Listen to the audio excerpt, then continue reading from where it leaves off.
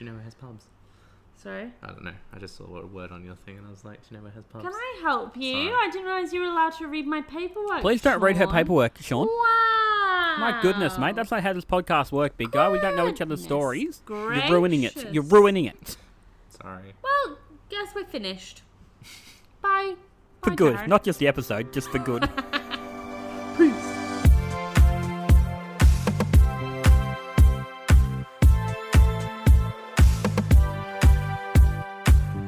Hello and welcome to Good for a Change. This is a podcast that aims to combat the awful everyday news you hear with stories that will make you compare two things in an interesting way.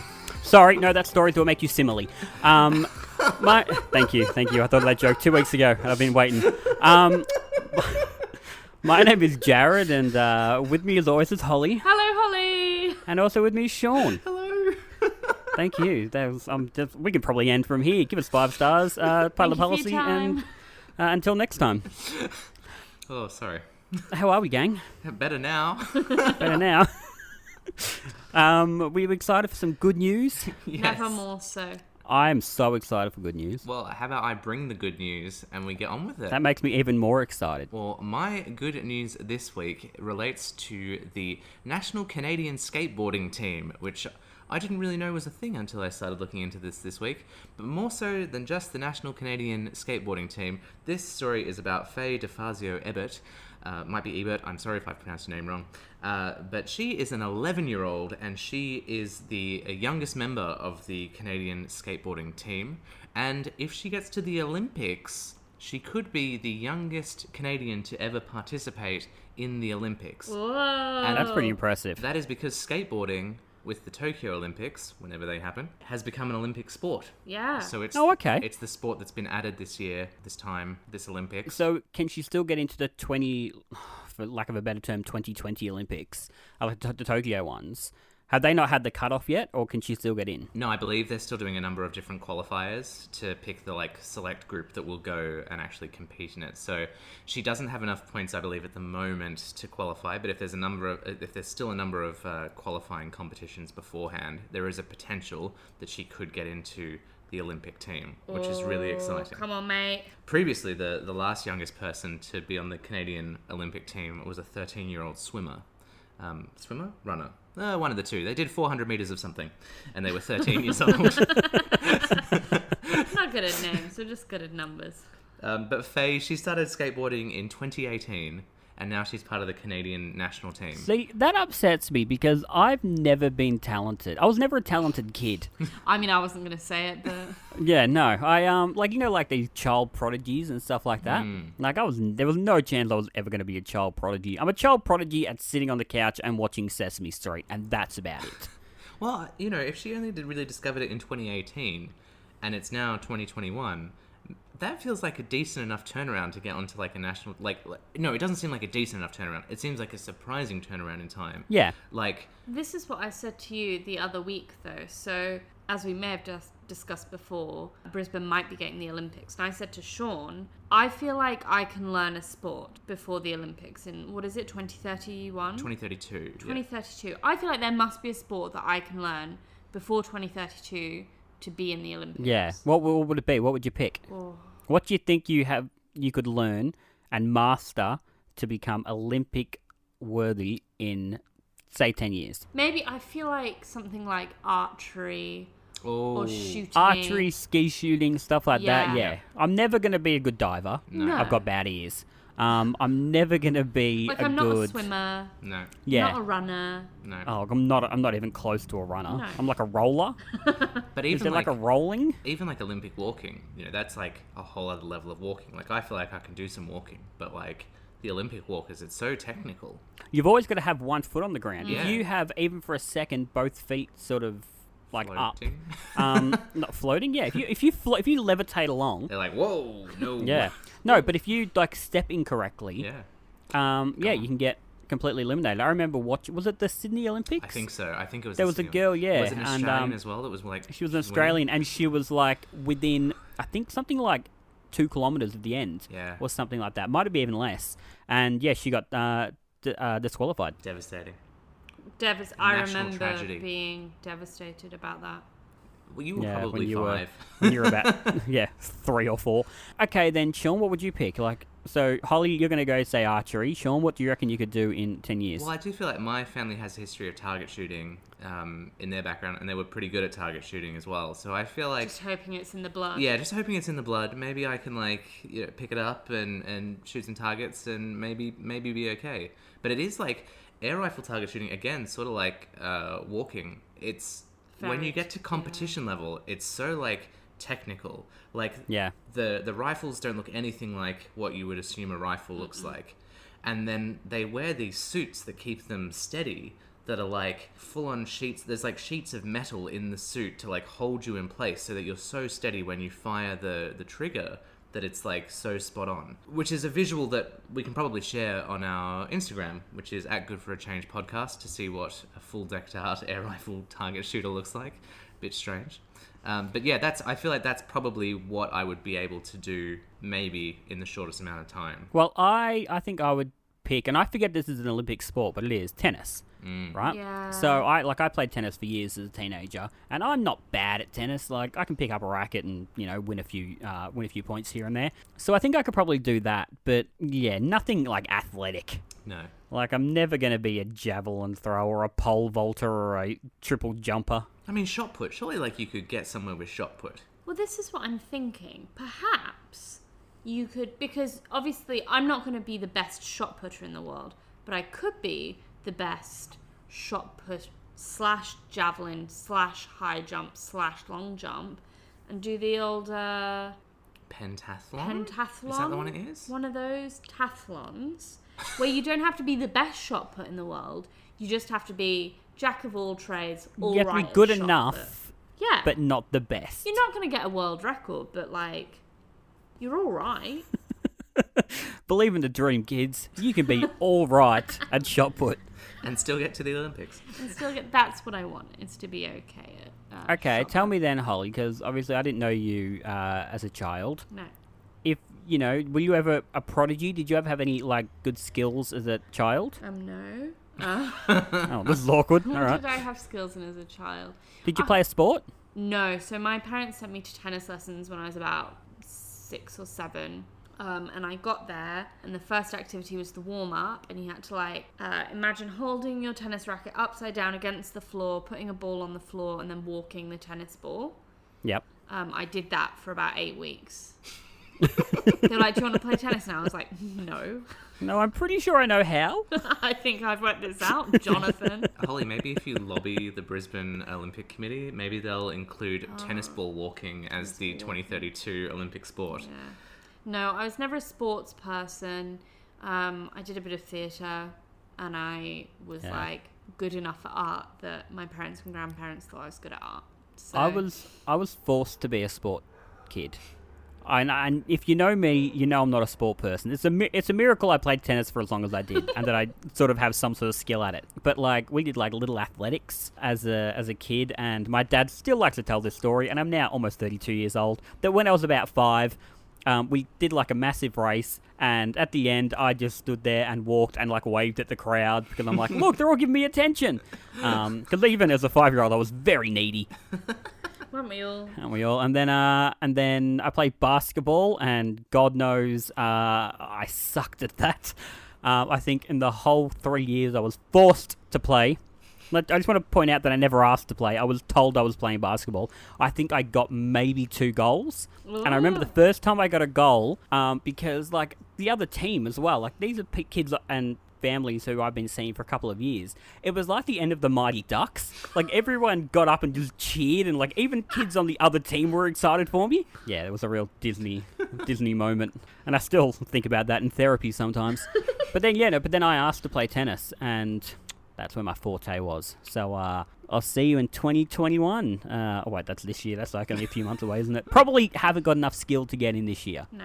Probably. And if you're in Brisbane, it's less travel, Yeah, take you it to can get 2032. here. It's efficient. Well, okay, so if you two got into the Olympics, would you stay in the Olympic Village, or would you just go home? Oh, good question. Oh, you could rent your house out. I remember in true. the London 2020 Olympics, if they were offering me free accommodation, 100% I would rent my house out, but I wouldn't my landlord, because that's against our lease agreement. Thank you.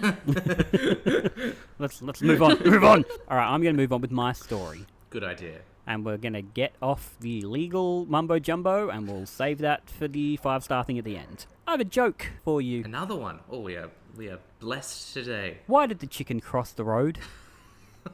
I don't know, Jarrod. Why did the chicken cross the road? To go to the pub, darling. Recently... Goodness gracious. Sorry about that. Recently, Jacqueline Robinson from Paynesville here in Victoria was searching for her missing chickens. Oh no, where could they have gone? There's probably a children's fable about this. She thought she'd locked them up one night, but the next morning found the mother and the 5 chicks missing. Oh my gosh. Scared they'd been eaten by a fox or a hawk, she searched the backyard for any signs of feathers or blood or anything like that, but she couldn't find anything. A few days later, she'd pretty much given up hope, but she saw a Facebook post of the chickens hanging around a local real estate agent. They were looking to move out. They were looking for a bigger coop. What had happened was, at night, they had jumped into the back of Jacqueline's partner's ute and fallen asleep. Oh, no. He had taken the ute to the pub, but caught a taxi home and left the ute there. Don't drink and drive, kids. Well done, Jacqueline's husband. Proud of you. Yep. And the mother and her chicks had jumped out and gone exploring. They had walked into a local pub and settled themselves into the corner and would occasionally wander out and check out the main street. So these chickens, for about 3 or 4 days, were just wandering the main street of a little country town. Holiday. They were having a lovely time. Yeah. They were having a wonderful time. Jacqueline arrived to collect the chickens. Unfortunately, one was missing. Oh no. That wasn't until 2 days later when a local called and said she found it in her backyard a kilometre away. Hey. What a hero. And no one have any idea where it had been for 2 days. The pub owner has called and said the locals are all very upset that the chickens are gone, and can she please bring the chickens back for a visit sometimes. But yeah, so we got chickens at the pub. I love that.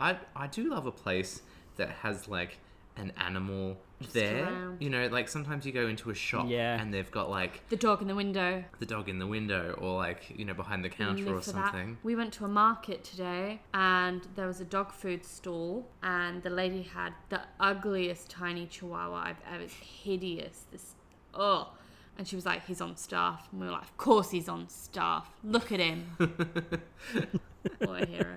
I also remember when we were in Perth last year during Perth Fringe, I went down to Fremantle and had a look at a shop, and there was this one dog that just wanted to be my best friend. It was like Hollie was able to browse the shop while I just played rope with the dog. The dog just kept bringing the rope over and being like, oh, hide it from me again. So I'd like put it in different places in the shop and it would run around. And it was really great fun. Yeah, there's what is the Astor Theatre here in Melbourne? Yep. They've got a cat. Do they? And people love the cat. And because there was a real moment where people were scared that the Astor Theatre was going to get closed down. Yeah. And half the outcry wasn't because this, iconic location was being closed down. It was like, but where's the cat going to go and where can we go and visit the cat? But it's still open. The cat's still fine. Thank We're all goodness. okay. That is good. We will occasionally, people at my work will bring their dogs in. Like, not staff members, but like customers will bring dogs in. Yep. Are they allowed to? Well, I guess so, because no one's ever stopped them and no management's Right. ever stopped them. I mean, there's no real carpet on the ground, so it's all pretty much okay. But it's always nice when a puppy walks in. You're sort of like, everyone immediately goes from, oh, would you like to buy a TV, to, look at the little puppy, let me give it a little kiss. When we used to work in the theatre, there was a thing that some people would bring in service animals or some people would bring in animals for whatever reason, but the animals wouldn't be able to go into the theatre. I don't know like what the context was. It was probably a certain type of animal, not like other ones I'm sure would have been allowed in under certain circumstances. But every so often some of them got left with us up in like the staff room to be looked after while their accompanying guardian was watching the show, and that was the best day ever when they'd bring a dog in and we had to look after it. Like, as an usher, that's a good day. Job You're responsibilities. barely being paid minimum wage. Like, Yeah. dog is double wage. We where I used to work in an office, and one of the girls there would bring her. She would like house sit for her parents, or dog sit, I should say, for her parents. And she'd bring the dog in. The dog was quite old. It was only this little thing, and she would be at her desk, and she'd look down and say, "Where's the dog gone?" And then she'd come in, and it would be on my lap as I'm trying to type, and the dog just come to me and like tried to jump, so I've had to pick it up. And she'd be like, "Oh, do you want me to take her back to like her bed?" I'm like, "No, we're set." And one day she stood there she laid there and slept on me for about 3 hours. Aww. I was like, this is a great day. I love a dog that doesn't know it's a lap dog, or it shouldn't be a lap dog, and it still tries to be a lap dog. So, Oh, like your parents' dog? that's one of them. And then we went to our friend's house the other night, and their dog is an even bigger pointer than what my parents' dog is. So I think it's an English pointer, and he's got white. He's got a white coat, and they molt. They molt a lot. And he came and sat on our laps on the couch. And he's not a tiny dog. He's a very, very big dog. Very big. Probably taller than me if he stood up on his hind legs. If he was on the RSPCA, he would probably be categorized as extra large. Yes. Yeah. And he Part hopped up. elephant. Yeah.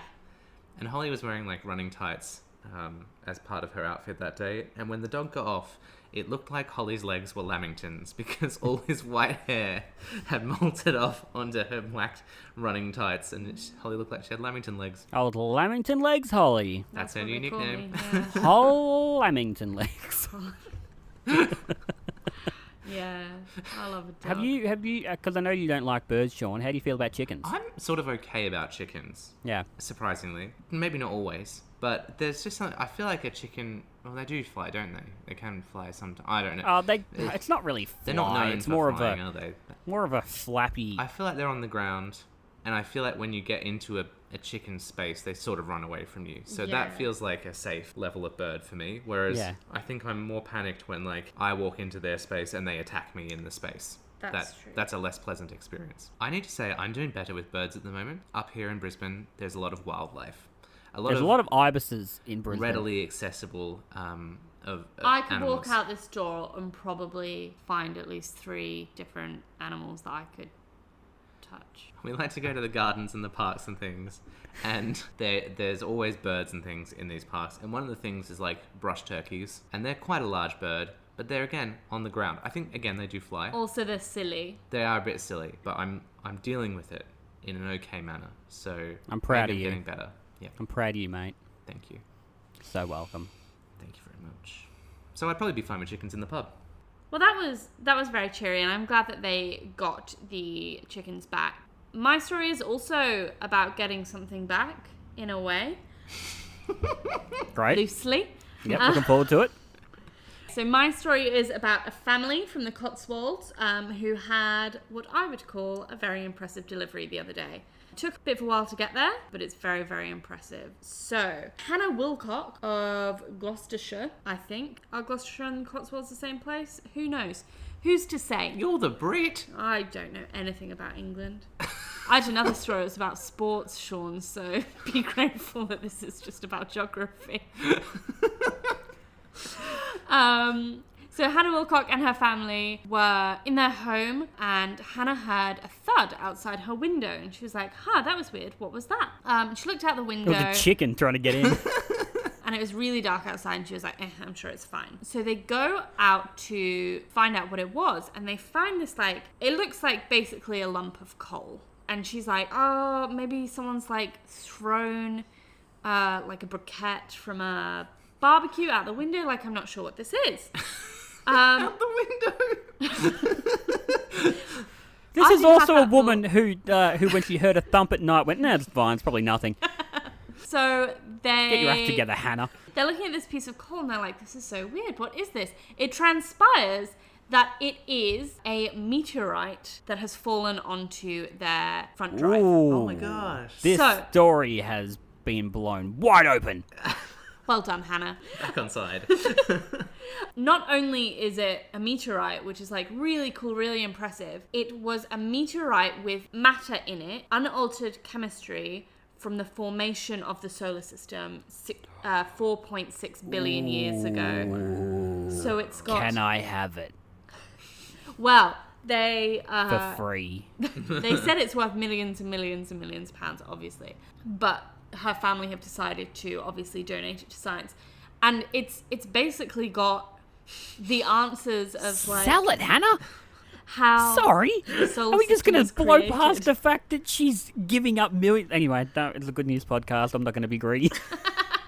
So it is the most valuable space rock to ever fall in Britain. Wow. That's pretty impressive. That's actually like next level impressive. I feel like Hollie often comes onto this show and goes, I've got the best news story of all time, and we listen through it and it's like, But this time I think Hollie's actually maybe cracked it. You've won. You've won the at least a season so far. Guys. I thought my story about the old 4.5 million year old foot was good. You've come with 4.5 billion. Yeah.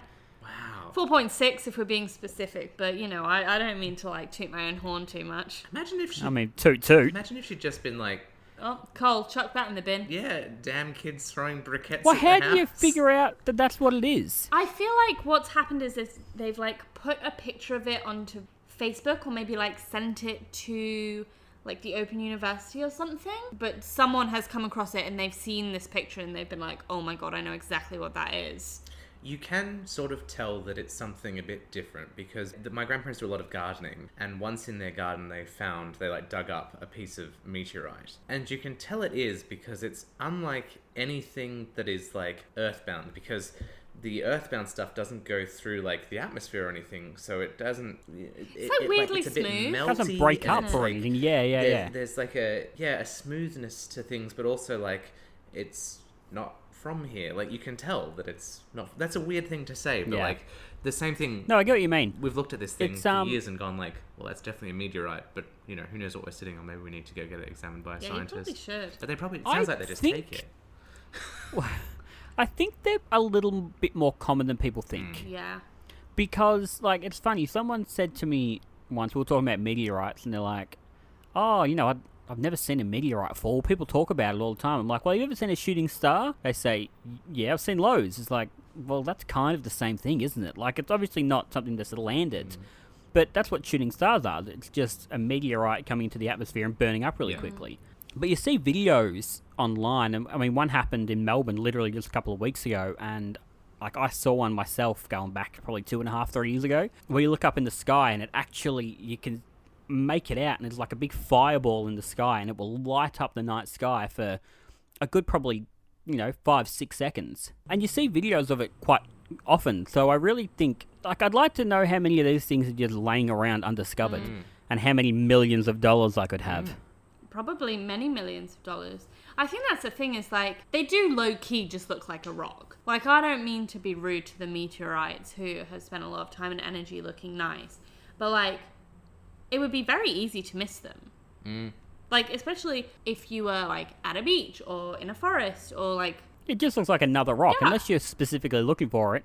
Unless it literally thumps your front door and you go, wonder what that was. Weird. Oh, someone probably threw it out of a car. Go on, you Hannah. Well, it was Hollie's mum's birthday recently, and we wanted to get her something special, and she loves space. And we thought, maybe there's something spacey we could get her. And people often say, I'd love to get you the moon. That's one of those, cliche things. Yeah. You can get people the moon. We discovered this. Go on. It's easy. There are lunar meteorites that have come to Earth, obviously been shattered off the moon, and have come down to Earth. And people have, bought these meteorites, and then I guess, to make more money from them, sell little bits of them to other people. And then these people turn those bits into smaller bits and then make things like jewelry out of them. So we got Hollie's mum for her birthday a beautiful necklace, and it has the moon in it. And they've proven that it's you get a certificate of authenticity, and they've proven with the chemical balance and all that science that I don't know what's going on with, that it is from the moon. Well, I'd like to say RIP to my bank account, because I will definitely be buying myself a moon rock the second we finish this podcast. Perfect, we'll see you then. Hey guys, want to hear something exciting? Yeah. That's all I'm here for. This week's episode is sponsored by Virtual Game Night. Ooh. We did one of those. We did, and it was so much fun. It was excellent. I really enjoyed it, even though I, in a big way, lost. Oh, yes, and Sean's a cheat, because he won Yeah. by a lot. I'm sorry I know my trivia, guys. Yeah, because you're a nerd. Well, the good thing about Virtual Game Night is, we are not in the same place right now, but it's over Zoom, so we could all get together and we could have this really fun experience via Zoom. And what was good is that Ollie, who was our host, ran the whole thing. So it's professional level production values. And so it was all really slick and it all looked really good. And also, unlike all of the theme nights that we did, Ollie did everything. So it was absolutely no effort on our end, and it was really good. It was a really fun time. Yeah, it was super easy to set up. Everyone could join in. You play on your phone. It's really awesome. You can get it like customized to your specific needs. It's a great time. So you can have game nights that last either 30 minutes, 60 minutes, or 90 minutes. And there's a ton of games. We did a few. We did, well, what do you know? Nothing. Which was just trivia questions. Yep. Nothing for Hollie. We did another one called Emoji Showdown, which where you have to guess what movie titles and song titles and stuff were just through emojis. And I did sad face emoji. And all of it is presented with like professional game show graphics, so you literally feel like even though you're in your home or your office or whatever, that you're actually part of a game show, and that's really cool. And you can play with a lot of people as well. You can play from 2 players to 1,000 players. So if you have 1,000 friends, Which we don't. I've got the game for you. If you want to turn your next virtual gathering into a virtual game night, visit virtualgamenight.live/good and book your completely free one-to-one demo and consultation. And when you're ready to book, take 20% off the price of any game night package with our code GOOD20. Join over 8,000 other players worldwide who have livened up their Zoom calls by making your next virtual event a virtual game night at virtualgamenight.live/good and enter GOOD20 to take 20% off the price of any game night package. I promise you are going to have a great time. Yeah, unless you win again. Well, invite me if you want at your own risk. Hey, Hollie. Yes, Jarrod? What's good in your life? I'll tell you what's good in my life.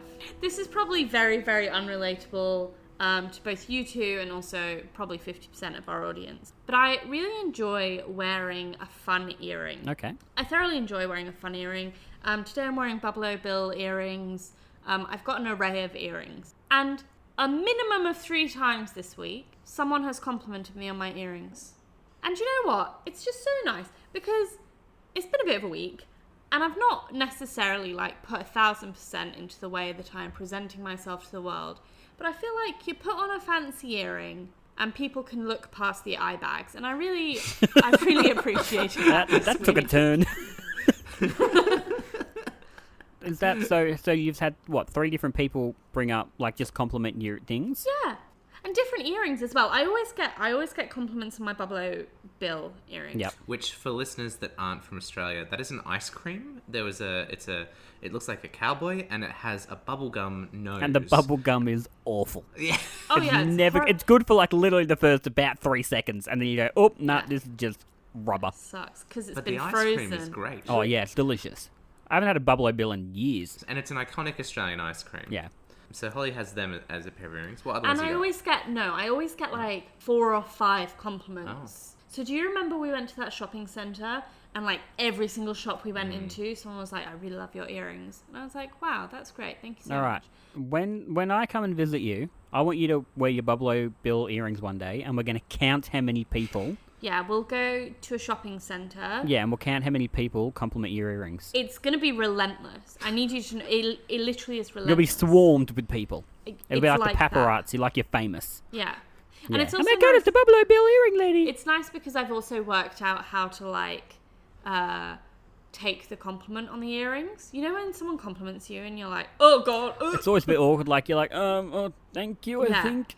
Yep, bye. Are you being sarcastic? I'm not sure. With the earrings, I'm able to, 1, say, oh, thank you so much. And then 2, I almost always get them at either like a craft fair or a market or like an independent shop. So Yep. I'm able to say, I got them at this market or I got them at this craft fair. And then it feels like, 1, I'm saying, oh, thank you for the compliment. And 2, I'm able to say like, I'm a good person. So the other pair of earrings that I got, well, the other 2 pairs, I have like long vines, big like leafy ones. And the lady at the coffee shop complimented me on those. And then I was wearing my Cher earrings on International Women's Day. Because what else would you wear on Obviously. International Women's Day? And the lady in the optician complimented those. And those share earrings are incredible because it is like a share that's about as long as your finger dangling from Hollie's ears, and it's like the turn back time share. I was about to ask, is it turn back time share? Yeah. It's not like And believe she's like doing share. the dance Yeah, nice. move, you know. With you the know seat one. belt. Just wearing the seatbelt V thing. Yeah. Pretty much, Nice. yeah. Have you got another outfit? I find I used to. I don't wear it anymore. because it's too small because I got fat. But there was a shirt I used to have when I was younger that every time I went out, someone complimented it. And it was a shirt bought for me, I should say, by my friend Emma. Just so I'm just going to hold because Emma will 100% text me about this because she does every time an episode drops. It was a Bert Newton t-shirt.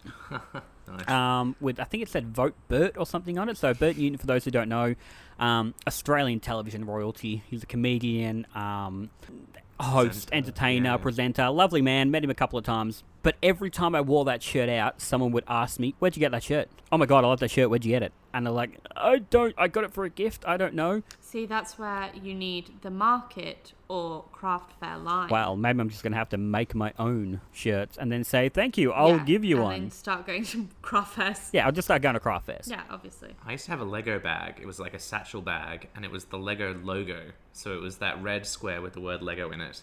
And I got it from the Lego store in like New York or something like that. And I took it with me on tour of the States when I was on tour with the show over there. And everywhere we went, I got comments on that bag. Like, people across the street would yell out like, "Whoa, Lego bag!" And it was just crazy the kind of attention this bag would get. And on tour was a child. It was a child actor in the show, and he was obsessed with Lego, and he was obsessed with this bag. And it was his birthday while we were on tour with him, and everyone got him Lego sets, but we got him one of the Lego bags. And that, like, blew his mind. And then he went around for the rest of the show with his Lego bag. It was like, yeah, nice. The good present. Well, I will make this promise now. When we hit 1.5 million, not 1 million, I'm already getting a Womble's tattoo. When we hit 1.5, I will pierce one ear and I will wear a share earring for a full month. Oh. I'm calling it now. That's a bold move because I feel like we're going places, my friend. Yeah, I think it's a pretty safe bet, at least for the moment. So subscribe. Yeah, future Jarrod's really going to hate past Jarrod when that happens. Oh, yeah. I don't know if they let dogs into your work, but I'm pretty sure they don't let single share earrings into your work. They will now. When you come to see us at the 2032 Olympics in archery and air rifle shooting, you're going to have the and someone will say, tattooed on your face. "Do you regret ever saying that?" And I'll be like, "Oh, if I could turn back time." Thank you very much. Roll the credits. Let's finish. Joke of the day. Okay, Jarrod, you've got to stop rolling with these jokes, and you've got to tell us what's good in your life. I will tell you what's good in my life. So Wednesday night is family dinner night. I know when you guys were living with your family, Sean, you did like theme nights. Yep, on a Sunday. We don't do that, but we do the questions. Ooh. So it used to start where we read the questions from the newspaper, but we stopped getting the newspaper, and so now each week someone takes it in turns. Cool. It has become the night of the week, like the biggest event of the week, because not only do you answer questions, you can go home with money. Oh. But whoever is asking the questions is responsible for giving away that money. Right. So this week it was my turn. I came up with the questions. I gave away $35. Ooh. As it was, my 9-week-old nephew walked away with the most. How, you ask? Because everyone started with $5. If you got the question correct, you got to keep your $1. If you got it incorrect and someone else got it correct, you got to pass it to that person. And if no one got it correct, it got donated to my nephew. Aww. So everyone had a theme, right? Everyone had a theme for the week. I've actually got the questions right here. So everyone had a topic that they could give. My dad's was James Bond. My mother was 2021 I'm a Celebrity, Get Me Out of Here. My brother-in-law's was Cars, not the Pixar film. My sister was Mallory. My sister Mallory was Superstore, the TV show. Yeah. One of my nieces had the Descendants films, and my other niece had the Disney film Zombies 2. Out of those, Sorry, which Hollie, Disney film? It's called Zombies 2. So, Hollie and Sean, out of James Bond, 2021 I'm a Celebrity, Get Me Out of Here, Cars, Superstore, The Descendants, or Zombies 2, I'm going to ask you a question from one topic. You can each pick a topic. I'll ask you one of the questions. Hollie, go first. Cars? Okay. I mean, for someone who doesn't drive, Jarrod, I don't know anything about the... Oh, no. Let's go James Bond. Let's go James Bond. Listen very carefully. I'd like for this to be easy. Not including the unofficial Never Say Never Again, but including the upcoming No Time to Die, how many James Bond films are there? 11? Oh, not even kind of close. It's 25. Oh, whoops. Yeah, you're awful. Sean? Can I also have a James Bond question? Because I don't know enough about the No, Descendants. Descendants. Okay. Okay, fine. No. do one for the I'll ask you a James Bond question. Then I'll ask you both a Cars question, and then we'll move on. Sean, how old was Roger Moore when he filmed his last James Bond film, A View to a Kill? Ooh, was he in his 50s? I don't know a specific I'm number. going to need an answer. 58. Correct! Yes! Oh, wow. Well done. My goodness. All right. My father got that wrong. Finally, I'm going to ask you both a question about cars. Within 5 years, in which year was the first documented car accident? Have you got a Yeah, number? I'm going to say 1856. Oh, I was going to say like 1906. It was 1891. Oh, It was I two wanted men. to say 1896. Damn it! It was it was two men on a slow moving car. They hit a tree root, lost control, literally going walking pace. Both jumped out and had minor scratches. Oh no. So yes, that is it. So I had to give out $35 this week. There was also a bonus round with the Muppets. No one knew that was coming. Oh, no. That and not one person got any question correct in that whole thing. Beautiful. And so my nephew walked away with a lot of money. Yeah, the baby's Well, absolutely... not walked away because he's a baby. Quite a quiz-fueled episode we are there now. Oh, we love trivia. Oh. So Sean, I'm so impressed you got that right, that Roger Moore question. That I'm going to let you tell me what's good in your life. Wow, what a What a treat. treat. I would have preferred the dollar, know. but okay. Sorry, pal. Holly alluded to it earlier, but we've had a bit of a rubbish week, and anyone that's been sort of paying attention to our socials may have heard a bit more about that. Bit of a stressful week, lots of bad things happened, and we were feeling a bit down in the dumps. I called... Yeah, you two only overreacted a little Yeah, maybe. I think, if anything, I Underreacted. really underreacted. But that's bit. Anyway, fine, go on. you know, Let's not talk about. It's a good news podcast. Exactly. But we were having a bit of a bad time. I called my family back home, and Dad goes, I'm coming up on the weekend. I'm going to come up on the weekend and visit you. So up comes Dad yesterday morning, and we've just had a lovely weekend with my dad up here in Brisbane. Now, I don't think he probably needed, and Holly is pretty adamant about this as well, he needed us to be like, we're not having a good time, we need help, to get him up here. I think that we could have said, like, we accidentally broke a glass today, and he would have been like, I'm coming up on a plane, because it doesn't take much to twist my dad's arm to get him to come visit Queensland and he have loves a good time. Queensland.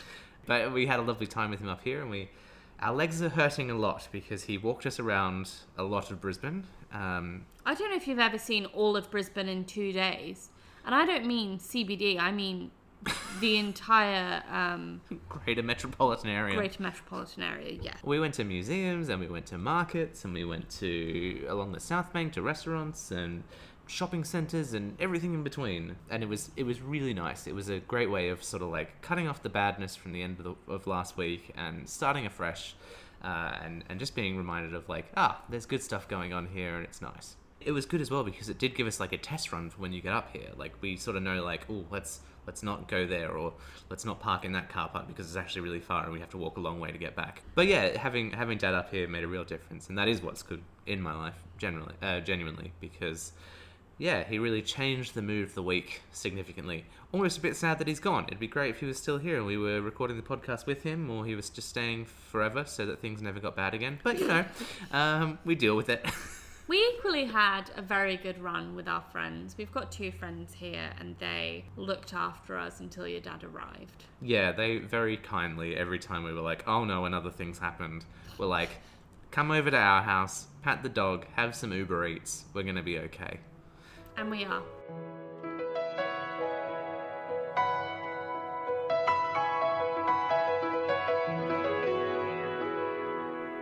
And we come out of the music, as always, which signifies the end. I do want to talk about one thing very quickly first. Listeners last week will remember that I was talking about my prescription sunglasses. Yeah. And how the fact that I was a bespeckled human, and Holly, you're a bespeckled human. I Sean sat there looking real smug with his 20/20 vision. Really, real smug about his vision. Sean, do you want to tell the listeners what happened a couple of days later? I got glasses. Oh, what a nerd! What a four-eyed dork! Yeah, mate. Welcome to the club. Imagine being that much of a loser. Good on you, mate. So, You know what? That means your vision wasn't 5 out of 5. Not 5 out of 5. No, not like this podcast. Which is what, Jarrod? It is a 5-star podcast. Unfortunately, it is in world law now that you do need to give this podcast. How many stars, Hollie? 5 stars. Just as an update, it was actually on the Meteorite. So it is a very historical universal law. So oh my goodness. Okay, that's enough. I'm stepping in here.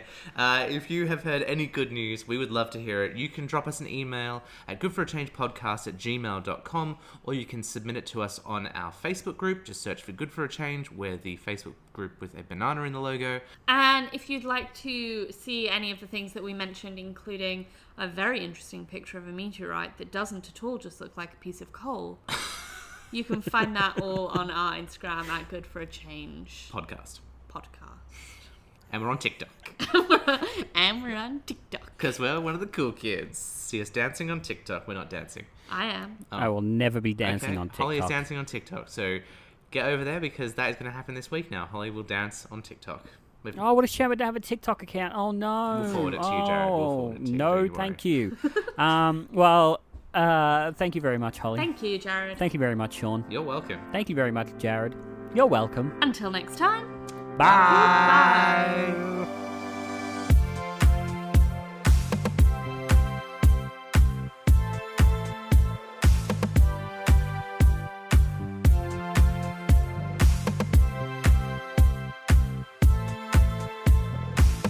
Or, as the Germans say, Auf Wiedersehen.